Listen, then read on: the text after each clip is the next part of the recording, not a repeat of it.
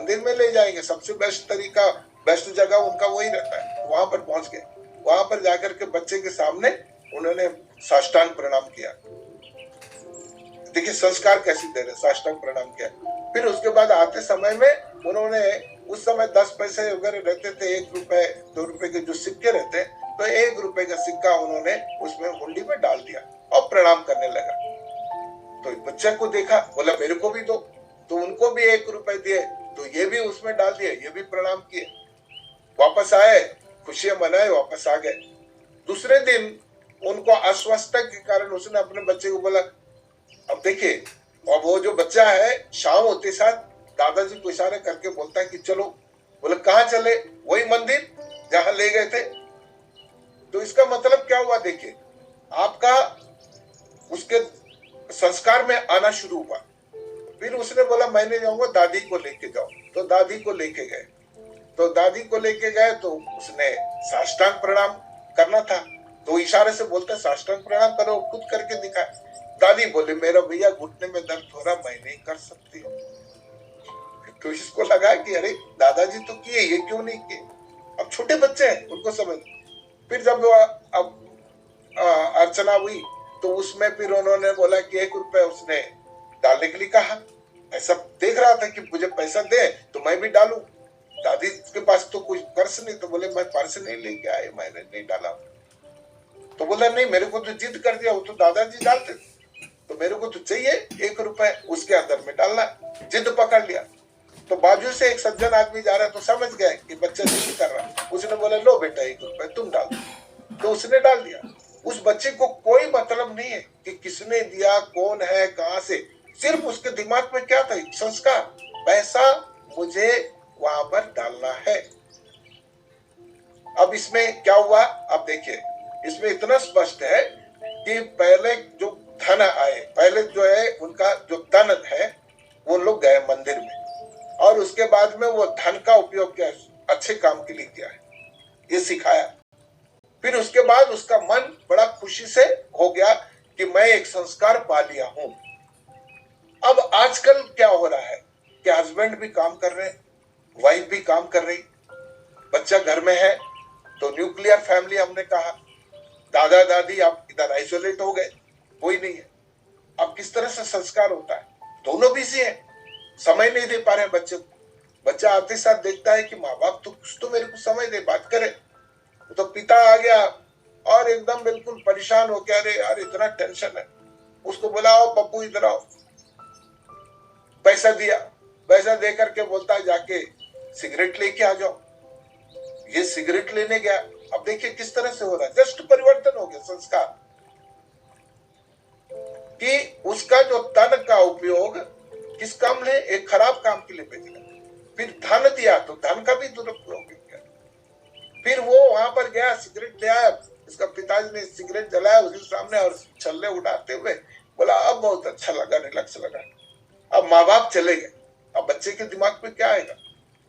वही सेम, जैसे धन एकदम खराब चीजों के लिए कर रहे हैं, वैसे ही मेरा तन वहां तक गया सिगरेट लेने, फिर वैसे मन अब पीने की इच्छा हुआ, उसने भी शुरू कर दिया, तो ये संस्कार हो गया। तो बड़े बूढ़े रहने से और ऐसी मंदिर ले जाने से, ये पहले एक जमाना था, अब बड़ा मुश्किल हो गया। तो आज के परिप्रेक्ष्य में ही गीता लिखी गई 5000 साल पहले।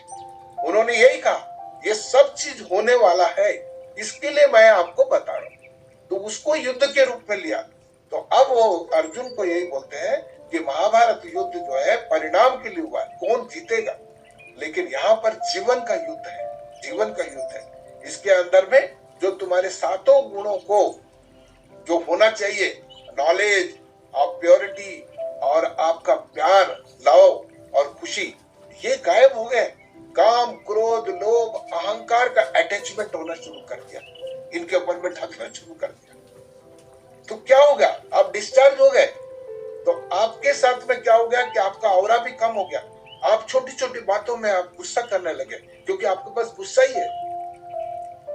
अब फिर क्या हुआ है कि आप हाथ फैलाना शुरू कर दिया, किस चीज का? मुझे शांति चाहिए। जिसको देखो आप मांगना शुरू कर दिया। किससे मांग रहे हो? सामने वाला भी तुम्हारे जैसी है, उसके बाद भी शांति नहीं है, उससे तुम मांग रहे हो शांति की अपेक्षा मैं उन लोगों से मांग रहा हूं। उसी प्रकार प्रेम चाहिए। अरे यार मुझे कोई प्यार नहीं कर रहा है, कोई घर में पूछने वाला नहीं है, तो सामने कौन है? वो भी ऐसी है, डिस्चार्ज पड़ा हुआ है, उसके बाद भी प्यार नहीं है, सब लुटे हुए। जो अच्छे संस्कार थे वो नहीं थे। तो लास्ट में परिणाम क्या हो रहा है? परिणाम में ना मिलने के कारण मैं कुछ भी कर रहा हूं, मेरे को कोई भी आदमी आके समझा देता है, या तो बोल देता है ज्योतिष के पास जाओ, तुम्हारा शांति पाठ करो, ग्रह दोष करो, तो मैं कर लेता हूं। कुछ लोग आकर के बोलते हैं नहीं आप तपस्या करो, ध्यान करो तो तुमको मिल जाएगा। कुछ लोग बोलते हैं सब बेकार है, जाके शराब P low, cigarette P low, गुटखा पी लो, उससे बिल्कुल मानसिक शांति मिलती है। मुझे कोई बताने वाला नहीं है, इस युग में बताते हैं, इसलिए ये पुस्तक उस समय लिखा गया है कि बाद में ये सब होगा, अभी से अलर्ट हो जाओ वो सातों। तो मुझे करना क्या चाहिए? मुझे क्या करना चाहिए? आप जिस दिन भी ऐसी कोई नौबत आ जाती है तो परमात्मा के पास जाने से क्या फायदा है? परमात्मा के पास में जो गुण है, ये जो सातों गुण है, मेरे को फिर रिचार्ज करना शुरू हो जाता है और मैं रिचार्ज होता हूँ। धीरे धीरे मेरा काम, क्रोध, लोभ, अहंकार ये सब धीरे धीरे निकलने लगता है, बढ़। इसीलिए हम बोलते हैं ध्यान में बैठो कुछ देर के लिए। तुम अभी तक तुम्हारा पूरा शरीर बाहर घूम रहा है, पूरा वातावरण को थोड़ा सा अंदर भी तो ले जाओ, तो उसी को हम ध्यान बोलते हैं। अगर 5 मिनट भी किसी ने ध्यान कर लिया और अंदर चले गए, तो अंदर जाने समय में शुरू में आपका शारीरिक पीड़ा होगी ध्यान में, फिर धीरे धीरे मन में ऐसी उद्वेलित होगा, उलझने होंगी, कई प्रकार के चीजें निकलती है। जिस तरह से अगर झील में अगर एक पानी पड़ा हुआ है, नीचे कोई पैसा पड़ा हुआ, आप लकड़ी से ऐसी छेड़ दोगे तो गंदगी निकलती है, तो पैसा दिखना बंद हो जाता है। सेम वैसी होगा वैसी होगा आपको। आप सोचोगे अरे यार मैं तो ध्यान करने के लिए भगवान पाने में ये क्या हो रहा है, तो अंदर जितने भी खराब चीजें वो निकल रही है, इसलिए आपको घबराहट होगी। उस समय आप घबराना नहीं चाहिए। फिर धीरे धीरे जाएंगे तो राग द्वेष, अब क्या होती खुशी, क्या खुश है, वो धीरे धीरे अनुभव होने लगता है, धीरे से अनुभव होने लगता है।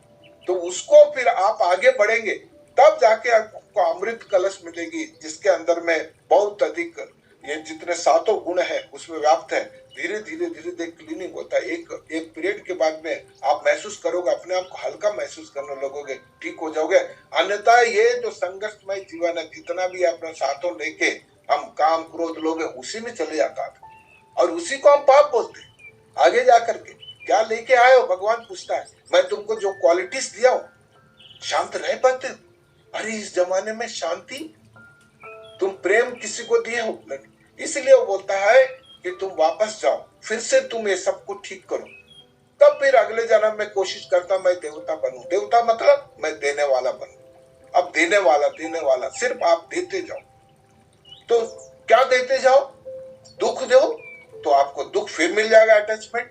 सुख दो या खुशी दो, फिर आपको खुशी मिलेगी।